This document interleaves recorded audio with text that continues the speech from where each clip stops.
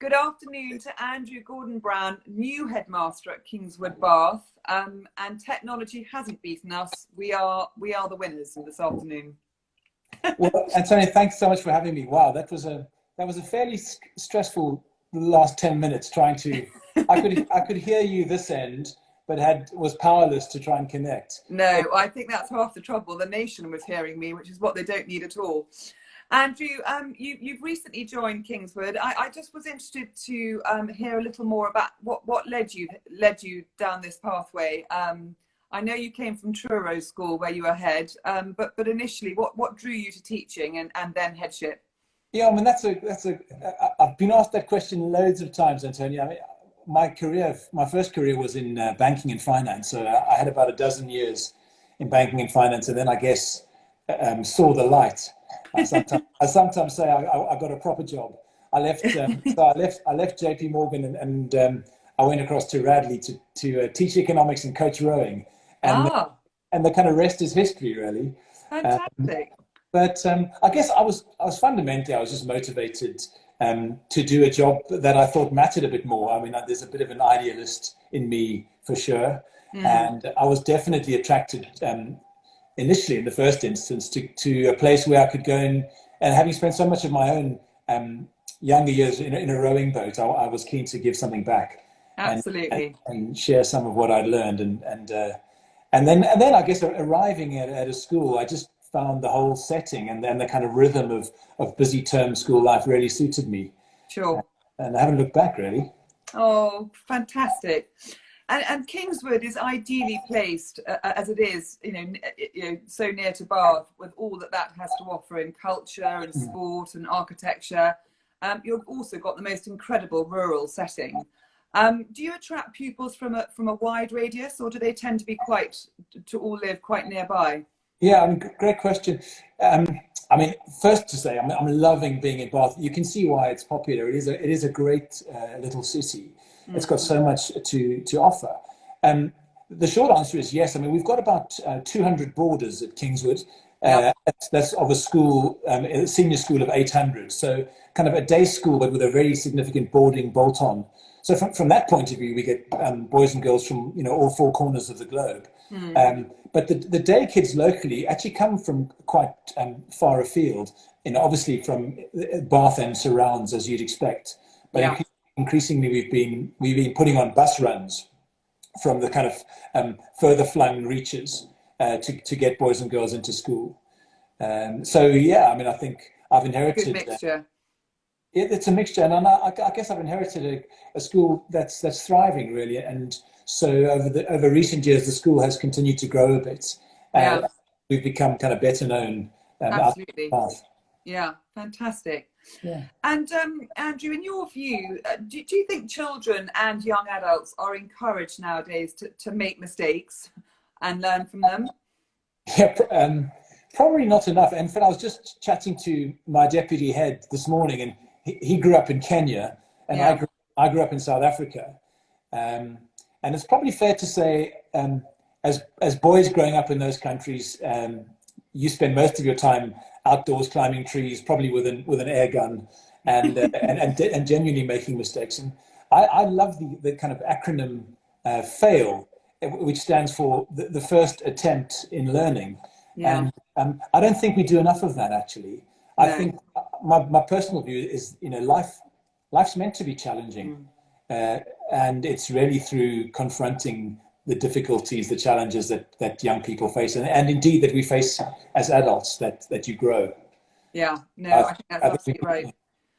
And I know I'm slightly collaring you early on, because as we said, you have only just got your feet under the desk at Kingswood. But I was interested to hear your early observations, I guess, but also your hopes and dreams for the future of the school.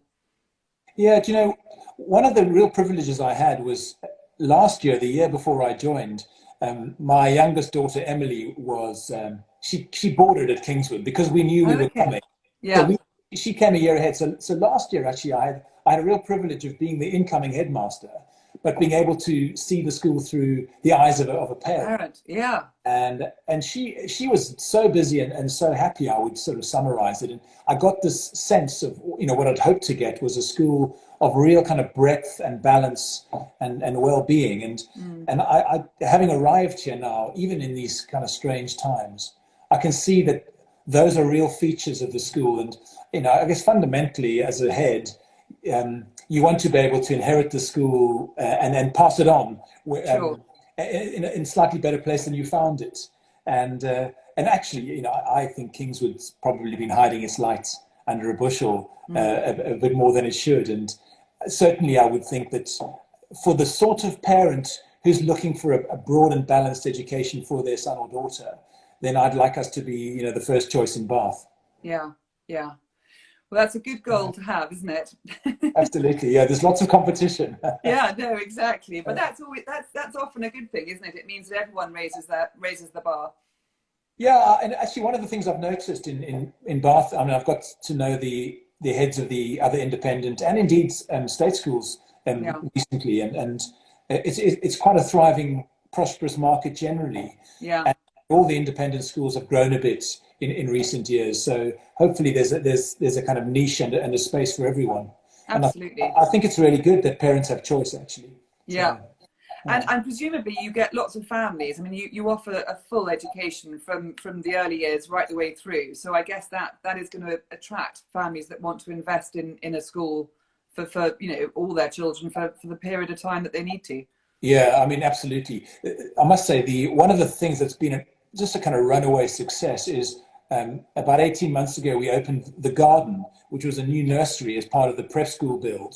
Okay, yeah. Started taking babies from 9 months and then toddlers. And I think at the moment, you almost have to register for a place before you fall pregnant. It's sparking. But actually, we've just announced this week a plan to unlock some additional capacity in that area. So brilliant! For working parents, it's that's gold dust, isn't it? Yeah. No. So I'm really kind of happy that we've got a solution there to help kind of sort of release some of that waiting list. Actually. Absolutely. And Andrew, Kingswood's got a very renowned track record on academics, and year on year produces a huge stream of fantastic results that allow students to plough on into the Russell Group universities and beyond. Is there a place for those that perhaps academics don't come so easily to?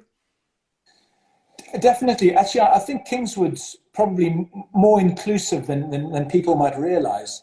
I guess the nature of the kind of Methodist tradition, and obviously given our Wesleyan heritage, the nature is to want to be inclusive, and we've got a pretty big study support department that supports children who have particular learning needs, and actually recently, in fact, we've introduced some non-A-level post-16 streams where, for example, you can take on a BTEC in sports or the extended project qualification, and the creative and performing arts are strong here. So if you're a less academically inclined student, but you want that sort of strong pastoral care, but also the kind of wonderful opportunities that come with being here, there is a kind of increasingly there are offerings for you as well. And that EPQ is very well recognised, isn't it? I think on application to universities, it's a real opportunity, as you say, for students to actually specialise in something they're fascinated with and produce a piece of work that can reflect that. Yeah, I agree. It's popular here, and in fact, as what's going on in the market for A levels, I suppose, over the last few years is it's gone from the norm that everyone did 4 to being the norm that everyone does 3. But we're very keen here that you do your 3, but you do 3+, and it was some form of enrichment. And I think that EPQ is such a great qualification. I'd almost be suggesting to students, don't 3 A levels plus an EPQ is probably more valuable in terms of the skills you'll learn and preparation for university than a 4th A level. Yeah, no, I think that sounds very sensible. I was going to ask you what your dream job would be if you weren't a headmaster, but having come from a finance background, perhaps you've done both. Yeah, well, actually, it's kind of interesting in that I have had different jobs in different sectors on different continents. But in fact, if I had my time again and I wasn't a teacher, I probably wouldn't have been a banker or a chartered accountant, which is what I did first. Reflecting on that question, there's an equal chance I might have been a doctor, or maybe even a priest. You never know. Sounds like you've got a couple more chapters in you. Yeah, absolutely. I was fascinated when I did a bit of digging around before we spoke. Kingswood have got a very interesting take, if you like, on giving the children and young students and young adults a voice. I think there's a real focus on social justice, and I gather that the students have weekly a weekly forum where they can air their views on issues either surrounding diversity, sustainability, gender, amongst many other topics, I'm sure. I was really interested about that because I think it's to be able to form an opinion and then present it is one of life's true skills. Is that something that's being championed specifically, do you think, or is it something that's evolved? I don't think it's especially unique to Kingswood. In fact, in all the schools I've worked at, I think there's been a strong commitment to social justice. And I actually think you can't literally claim as a school to have a kind of 21st century curriculum unless you're bringing your students face to face with some of the big challenges that the world faces. And I guess I feel that acutely, having grown up as a boy under apartheid South Africa, which was quite a kind of parochial upbringing where we weren't necessarily challenged to kind of think for ourselves and to form views. But actually, I think our Wesleyan tradition, the school was founded in 1748 by John Wesley, and he, I guess, one of the last letters he wrote was to William Wilberforce, kind of exhorting him to do something about abolishing the slave trade. So I think Kingswood, as a school, has always kind of stood in a long tradition of kind of bringing kids face to face with issues of injustice and discrimination, and leading them towards their own kind of personally developed philosophy about what they feel about that. And I think that's evolved at Kingswood into all sorts of quite exciting way. Whether it, as you say, we've got a very vibrant sustainability committee. There's a cultural discussion group that kind of really wrestles with all discussion, inclusion, diversity, Black Lives Matter, transgender issues. I've plugged into that, which is a kind of evening weekly meeting on Teams, and it's really popular, and the students feel passionately about that. So I think it's kind of hardwired now into the Kingswood culture. But I don't think it's unique to us. I think all schools are doing it. And those sort of forums, are they open to? Is that within the student body, or are parents involved? I mean, how interactive is that?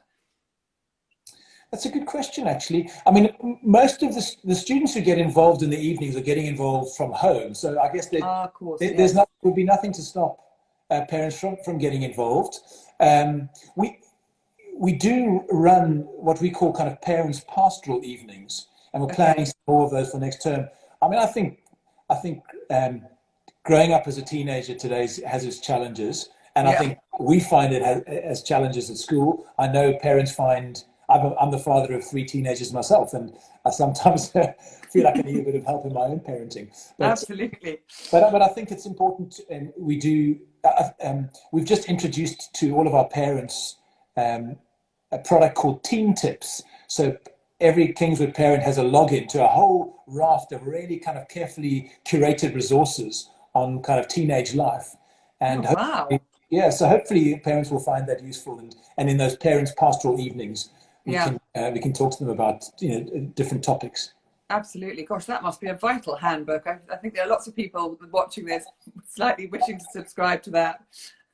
Yeah, absolutely. And we touched on your positioning beforehand. I was interested, I mean, in normal times, how interacted or integrated, I should say, that the Kingswood are within Bath. I mean, do the sixth formers particularly get an opportunity to integrate into the community? Yeah, that's a good question. And having been here for 3 months, 100% during lockdown, not an easy one to answer. I can't tell a lie. I can't give you an answer. Look, I think the answer is yes, in the sense that I know our sixth formers, and in fact our students generally are quite involved in the community life in Bath. Yeah. But that's certainly, you know, from a head's perspective, that would be my commitment. I would like Kingswood really to be celebrated as a kind of generous member of the local community. And I've set about doing all sorts of things already. Just, I guess for me right now, it's about getting to know people and building relationships. So we're able to kind of make that difference. Oh, okay. I'm just reading one of the comments about the teen tips. Is that through Alicia Drummond? Yeah, good question. Do you know, tips? Yeah, I think it might be, because I just got a few comments on it saying what an incredible resource it is. So that you're definitely doing the right thing offering that to parents. Yeah. No, well, you know, I think you can't stand still on these things. A year ago, we introduced a really good product, which a lot of schools are using, called AS tracking. Yeah. And I'm just getting my head around, but it's a really powerful tool at enabling us to just see what kind of trends in the mental health of our boys and girls we're seeing. And kind of, as you'd expect, as they go up through senior school from 11-year-olds, 12-year-olds, you know, through the kind of social and mental health challenges are different along the way. Absolutely. And I think it's a fine balance, isn't it, between totally empathizing and supporting that, but also, you know, I think we are also a culture of labels, and I think it's very dangerous to start pigeonholing behavior and certain episodes or periods of teenage life into a certain label, you know?